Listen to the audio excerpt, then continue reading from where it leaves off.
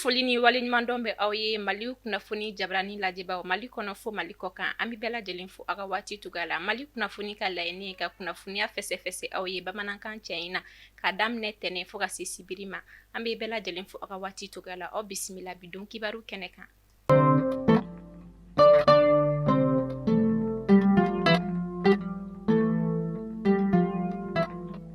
Kunnafoni daminɛla bi i b'a fɔ ladalako kalo an ka jamana ɲɛma Général d'armée Assimi Goïta ale ni a jɛɲɔgɔnw bɛ jɛ ka drapeau yɛlɛ Kuluba masaso la o ɲɛnɛmayara kunun tɛnɛ mai kalo tile 4 san 2026 min ɲɛmɔgɔya yɛrɛ tun bɛ an ka Général d'armée Assimi Goïta bolo n'o ye jamana ɲɛma ye drapeau yɛlɛ kun tɛ dɔwɛrɛ o de ye ka fasoden ɲumanya ko sabati jamanaden kelen kelenna bɛɛ lajɛlen dusukun na o de hukumu kɔnɔna la jamana ɲɛma ka fara a baarakɛɲɔgɔn kan kalo u bɛ jɛ ka drapeau yɛlɛ Kuluba masaso la. Kunun tɛnɛ mai kalo tile 4 san 2026 an ka jamana ɲɛma Général d'armée Assimi Goïta ale ye Général d'armée Sadio Kamara nɔna bila ka kɛ ministre de la défense et des anciens combattants ye k'o fara a ka jamana kuntigiya jɔyɔrɔ kan. O kɔfɛ Général de division Umaru Jara ale nomina ka kɛ ministre de la défense jamana ɲɛma kɛrɛfɛ ka sanga ni Général Sadio Kamara ka binni ye jatigɛwale tigilamaw ka bingani senfɛ an ka jamana kɔnɔna la. A bɛ dɔgɔkun kelen bɔ bi Segu marabolo kɔnɔna la fɛn kɔni ye taji ye gɛlɛya bɛ ka don o sɔrɔli la o kɛra sababu ye fɛn kɔni ye passew ye dɔ bɛ ka fara o sɔngɔw kan kunnafoniyaw y'a jira k'a fɔ maa dɔw kɔni bɛ taji ta sanni feere la ni ko u ta ɲini a kan min senfɛ taji litiri kelen o sɔngɔ bɛ taa i jɔ 700 la ka sanga ni gasoil ye ale litiri kelen kɔni bɛ taa i jɔ 750 la o de hukumu kɔnɔna la Segu funɛkɛninw ye weleweleda kɛ ka ɲɛsin jamana marabaaw ma bɔlɔlɔ siraw kan min senfɛ u kɔni bɛ k'u ka dusuma kasi jira k'a jira k'a fɔ fɛn kɔni ye taji ye o t'a la ka sɔrɔ Segu marabolo kɔnɔna la nka o n'a ta o ta fɛnɛ maa dɔw fɛnɛ kɔni bɛ ka dɔ yɛlɛ taji sɔngɔw ka Segu marabolo kɔnɔna la.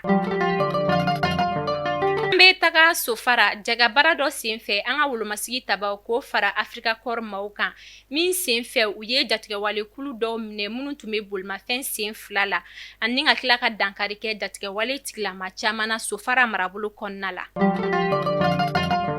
INPC ye sefawari miliyɔn 10 di dɛmɛ kunun tɛnɛ mai kalo tile 4 san 2026 ka kɛɲɛ ni jatigɛwale tigilamaw ye bingani min ta ka ɲɛsin an ka jamana ma kalo tɛmɛnen avril kalo tile 25 san 2026 min senfɛ maa caman kɔni jogina o de hukumu kɔnɔna la INPC ye dɛmɛ ta ka ɲɛsin maa joginenw ma kɛnɛya siratigɛ kɔni kan cogoya minnu na.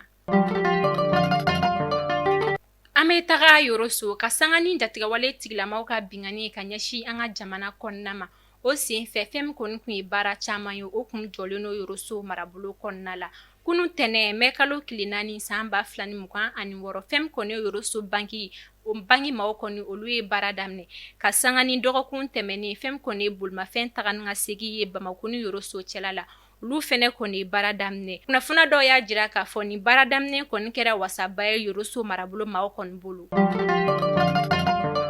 Ministère de la santé ale ni commissariat de la sécurité alimentaire kunun tɛnɛ mai kalo tile 4 san 2026 olu ye dɛmɛ kɛ ka ɲɛsin maa minnu somɔgɔw binna jatigɛwale tigilamaw ka bingani senfɛ kalo tɛmɛnen avril kalo tile 25 san 2026 malo tɔni 30 ka fara sefawari miliyɔn 20 kan ni dɛmɛ in bɛna tila Kulukoro mara Mopti Gawo ale ni Kidali mara la ka sanga ni maa minnu somɔgɔw fatura bingani wale senfɛ. Ka sanga jamana bɛ lahalam kɔnɔna la ani bingani wale tigilamaw ka bingani cayalen nin wagati na o de hukumu kɔnɔna la an ka marabolo dɔw kɔni y'a laɲini fɛn kɔni ye kɔɲɔ gintan ye ko olu bɔ a ma o dɔ bɛ tali kɛ Kayi Kajolo Bananba Kati kunnafoniyaw y'a jira k'a fɔ maa ninnu kofɔlen ninnu kɔni bɛ taga mairie la ka taa u ka furu siri furuden 2 ale ni seere 2 yaasa furu bɛ se ka siri hɛrɛ ni baden na cogo min na ani ka an kisi jatigɛwale tigilamaw ka bingani ma.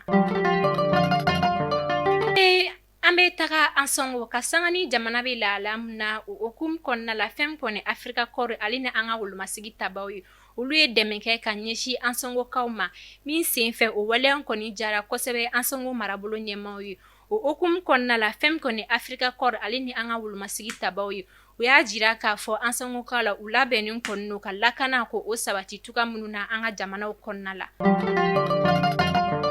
Baradeferkɛlaw ka Coupe d'Afrique kun bɛ ka kɛ Ghana jamana kɔnɔna la. Mali ye jɔyɔrɔ fɔlɔ sɔrɔ. Fɛn min ye Ala ka Mahamadu ye, ale kɛra champion d'Afrique poids lourd ye min senfɛ u ye médaille 24 kɔni sɔrɔ. O dɔ bɛ tali kɛ médaille en or den 14, ale ni médaille en argent den 5 fo ka taa se médaille bronze den 5 ma. Min senfɛ Ala ka Mahamadu ale kɔni ye championnat in dédié k'a ta k'a di an ka général d'armée Sajo Kamara ma. O min fatura jatigɛwale tigilamɔgɔw ka bingani senfɛ.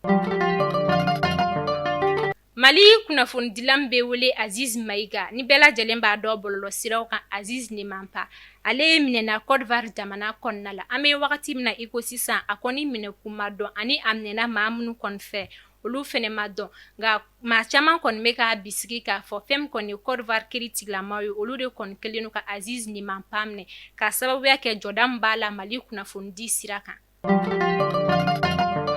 Yusuf Baba Jawara ye kunun tɛnɛ mɛ kalo tile 4 san 2026 ale kɔni jasura maa dɔw fɛ minnu ɲɛda datugulen kun don nɛgɛ kanɲɛ 17 waati ACI 2000 la parking Gindozi la. An bɛ wagati min na i ko sisan fɛn min Yusuf Baba Jawara ye ale kɔni kunnafoniya ma dɔn fɔlɔ.